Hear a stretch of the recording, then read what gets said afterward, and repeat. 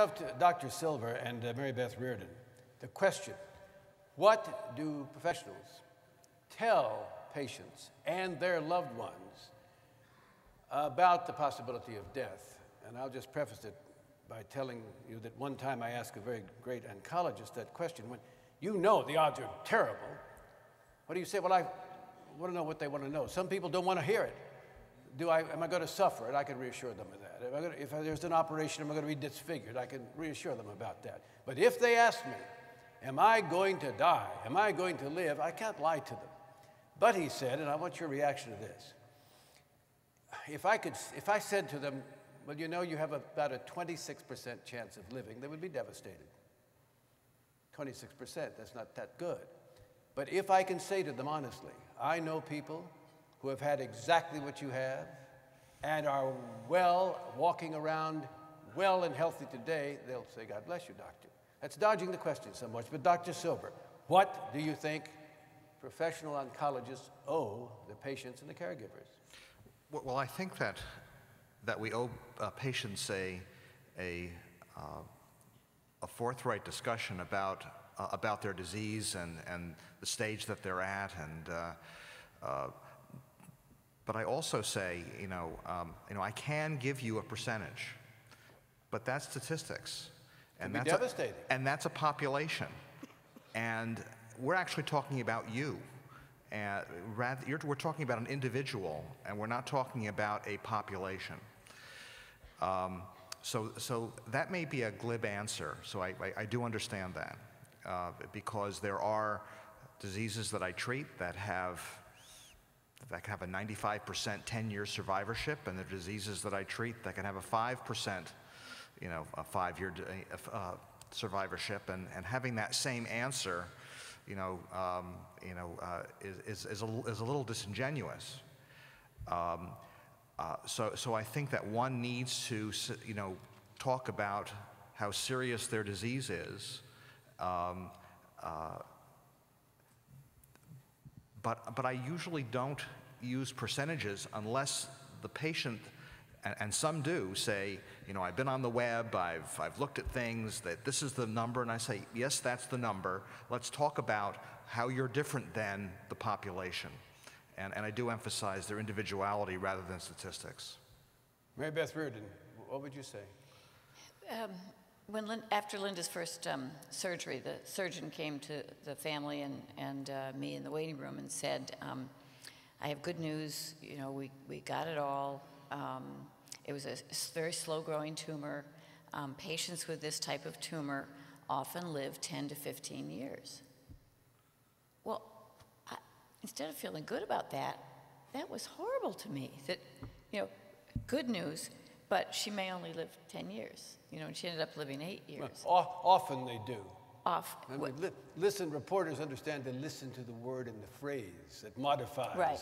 But again, as many people have said, professional caregivers, we're well-intentioned, but what you hear is sometimes different, and it's the emotion, I think, of what you hear.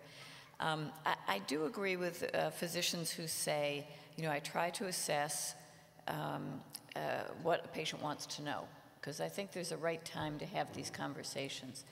And they're difficult conversations to have, and there are books out now about having difficult conversations, and people are taking courses on it and that sort of thing, which I absolutely applaud, because it might seem simple, and people may have, for a whole career given bad news, but there might be a better way to do it at the right time. I just wanted to follow up and say, a lot of times when Tony was ill, the doctor was always very optimistic and kept saying, I'm planning on doing speeches with you in the fall or the spring. But when I really wanted, the nurses were great. The one would just gently say, I think my wake-up call was when she said, do you know where your will is? Or do you know about hospice? And I did take my cues from the nurses. A lot of times they were amazing. Not that the doctors weren't, but when they were out of the room and the nurse would quietly sit and talk with me, I had very strong cues. Yeah, I completely agree. We had the same experience. Yeah. And I just want to add one last thing, because I know, I don't know what the rights are from that standpoint, but I just know as a caregiver, to know when the reality of something's coming to an end, it's really important because you're the one that has to be kind of letting people not have the regrets. Come on down and see them, you know, and there's a fine line between all of a sudden it's not normal anymore, between why is everybody coming because it's getting close. And I just think sometimes you're afraid to say it, but as a caregiver, as someone who's looking over it, we want to hear it, we want to know. I mean, we're trying to prepare ourselves. You know, the grieving doesn't start the day they die. The grieving starts really from the time they're diagnosed, and particularly as it starts to, you know, metabolize and everything else. So if I say anything to doctors, and I had some great ones, the nurses were fantastic because they're optimistic, but I had some people that gave me some really candid answers, and I appreciated that. It helped me prepare. It helped me to, you know, I mean, I'm given hope, but I needed to have the reality too, because I had to help also prepare my kids and prepare her sisters. So I just encourage people out there that it's not always an easy answer, but it's what we really need to hear. You know, we'll give them the hope and we'll tell them to fight, and they're going to fight, but we need to know how close it is because we got a lot more to deal with in terms of, you know, we all probably grieve. We're the first ones we start grieving, but it's the other ones that you're trying to prepare. So I would just offer that and thank you for letting me say it. And I wanted to say quickly too, everyone is different, but I also think that you'd rather know than not know. I know that one of the best pieces of advice I got from a doctor is because I was there at my husband's bedside like all day and all night, and it was getting to the point where I was so exhausted I would just fall asleep, and I had nothing. I wasn't eating, and he looked at me and he said, you know, this is a marathon, it's not a sprint. You need to be prepared. You need to go home, get sleep, take care of yourself, because if you have nothing, you have nothing to give to him. And that's when I realized that it was much more serious than I thought, that it was going to go on for a long time.